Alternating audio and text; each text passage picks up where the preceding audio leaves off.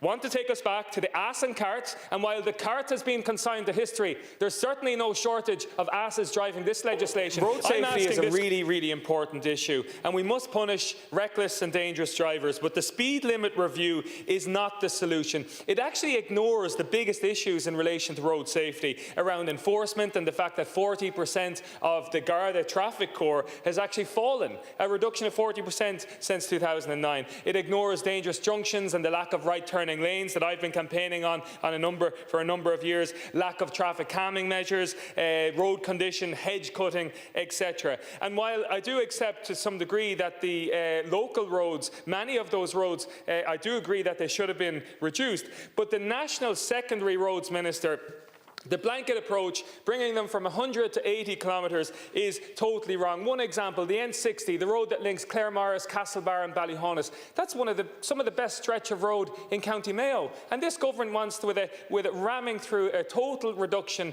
of that down to 80 kilometres. And I listened to a TII engineer during the week on RT Radio who said that all roads without a barrier in the middle will be reduced to 80 kilometres an hour. That means that there's no road in the entire county of Mayo where motorists will be able to drive at 100 kilometres an hour. Essentially, we will have a situation where tractors will be overtaking cars in this country, and we are penalising the good, law-abiding citizens, the people who will obey the speed limit on our road. And it must be said, this government has failed to prosecute the reckless and the dangerous driving that is occurring in this country. I certainly believe that this government want to take us back to the ass and cart, and while the cart has been consigned to history, there's certainly no shortage of asses driving this legislation. I'm asking this government and you, Minister,